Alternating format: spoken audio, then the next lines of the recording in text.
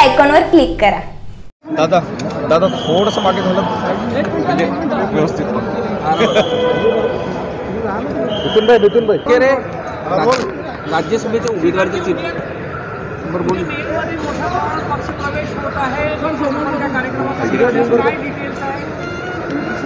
आता तर मी नागपूरमध्ये खासदार कृपाल तुमाने साहेबांच्या मतदारसंघामध्ये एक खासदार चषक त्या ठिकाणी राष्ट्रीय कबड्डी स्पर्धेचं आयोजन त्या ठिकाणी केलं आहे। त्यांनी मला त्या ठिकाणी इन्व्हिटेशन दिलं होतं, बोलावलं होतं, त्यासाठी खरं तर आज या ठिकाणी आलो। आता पुन्हा मुंबईला जाऊन उद्या नेरला आहे परत एक कार्यक्रम राठोड साहेबांच्या मतदारसंघामध्ये, त्या ठिकाणी पोहरादेवीमध्ये वेगवेगळ्या योजनांसाठी डेव्हलपमेंटसाठी मोठ्या प्रमाणामध्ये निधी देखील त्या ठिकाणी शिंदेसाहेबांनी दिलेला आहे। अजून काय त्या ठिकाणी करू शकतो आणि प्रवेशाचे कार्यक्रम जे आहेत हे सुरू आहेत।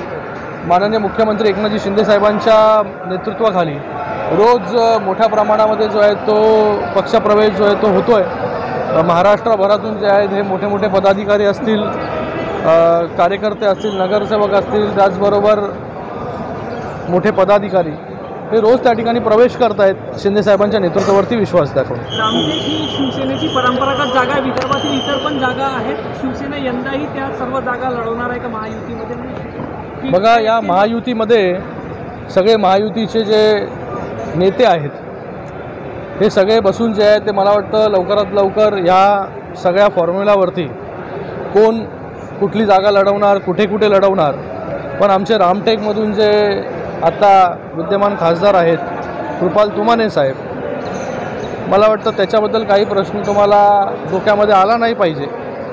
बाकी ज्या जागा आहेत त्याच्यावरती महायुतीचे सर्व नेते जे आहेत हे बसून जे आहेत ते ठरवतील कुठे कुठला उमेदवार द्यायचा। 2 आठवड्यापूर्वी भाजपाकडून दावा करण्यात आला होता या जागेकरता, पण त्यानंतर काही घडामोडी घडल्या, शिंदेसाहेब पण आले होते, लगेच आपण पण येत आहे 4 दिवसाआड, रामटेकवर विशेष लक्ष केंद्रित केलं? नाही, विशेष लक्ष म्हणजे आता खासदार साहेबांचं आधीपासून या रामटेक लोकसभेमध्ये काम आहे, चांगलं काम त्या ठिकाणी करतायत ते, आणि मला वाटतं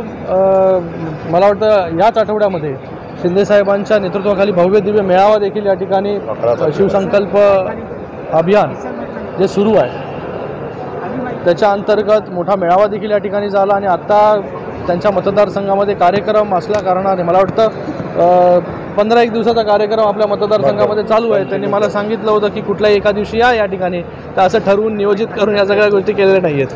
प्रमाणावर पक्षप्रवेश होत आहे, आपण सांगता आज राज्यसभेची जागा नुकताच पक्षप्रवेश केलेल्या मिलिंद देवरा यांना मिळालेली आहे। बघा, अजून बोला, कंप्लीट करा। कुठेतरी पक्षात आधीपासून असलेले जे निष्ठावंत आहेत त्यांची पण बघा, या ठिकाणी जे कुठले निर्णय जे आहेत हे सगळे नेते शिंदेसाहेबांबरोबर जे नेते आहेत, सगळे ज्येष्ठ नेते, हे नेते बसून जे आहेत हे त्या ठिकाणी निर्णय जे आहेत ते त्या ठिकाणी घेत असतात।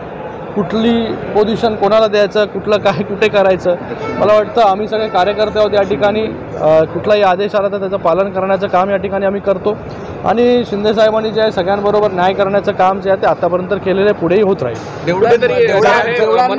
मनोज जरांगे यांची प्रकृती खालावत चाललेली आहे, हे म्हटलेलं आहे का जोपर्यंत अध्यादेश निघणार नाही तोपर्यंत मी पाणी सुद्धा ग्रहण करणार। बघा, मला वाटतं मनोज जरांगे साहेबांच्या अध्यक्षतेखाली जे काही मराठा आरक्षण झाला, मराठा आरक्षणासाठी जो काही संघर्ष झाला त्याच्यासाठी जे काय लागेल, मला वाटतं कुणबी दाखले असतील, त्याचबरोबर त्यांची जी मागणी आहे की सगळे सोयरे जे आहेत त्याचा GR जो निघाला पाहिजे त्याचं नोटिफिकेशन ऑलरेडी आपण त्या ठिकाणी काढलेलं आहे, आणि त्याच्यामध्ये ज्या काही गोष्टी सरकारच्याकडून करायच्या होत्या त्या सरकारच्याकडून आपण केलेल्या आहेत। मला वाटतं ह्या सगळ्या टेक्निकल गोष्टी आहेत, टेक्निकल जेवढा प्रोसिजर त्याला लागतो, आज आपण लोकांकडून जे आहे त्या लोकांचं काय म्हणणं आहे हे 15 तारखेपर्यंत जे आहे तो वेळ दिलेला आहे आपण, त्याच्यामध्ये अजून 15 तारीख झालेली नाही, उद्या 15 तारीख आहे, आणि मग त्याच्यानंतर ज्या काही गोष्टी लोकांकडून ज्या सजेशन्स येतील, ऑब्जेक्शन्स येतील, त्याच्यावरती विचार करून जे आहेत हे सरकार त्यावरती जे आहे हे पॉझिटिव्ह पहिल्या दिवसापासून पॉझिटिव्ह निर्णयाचं काम जे आहे हे शिंदेसाहेब त्या ठिकाणी करत आहे, सरकार त्या ठिकाणी करत आहे, आणि मला वाटतं मराठा आरक्षणाला घेऊन सरकार खूप पॉझिटिव्ह आहे।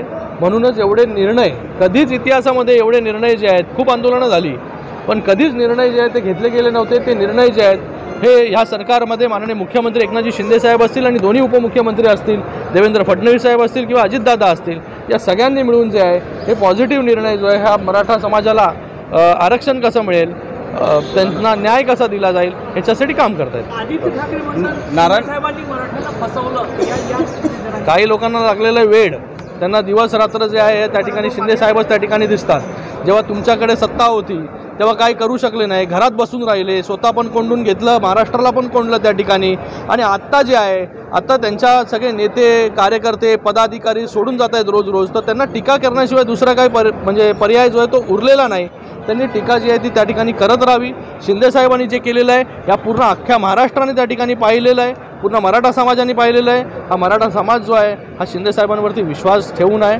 म्हणूनच जे आहे छत्रपतींची शपथ घेऊन जे आहे हे मराठा समाजाला आरक्षण कसं मिळेल याच्यासाठी शिंदेसाहेबांनी काम केलं आणि त्याची प्रसिद्धी जी आहे ती त्या ठिकाणी नवी मुंबईला आपल्याला त्या ठिकाणी आलेली आहे.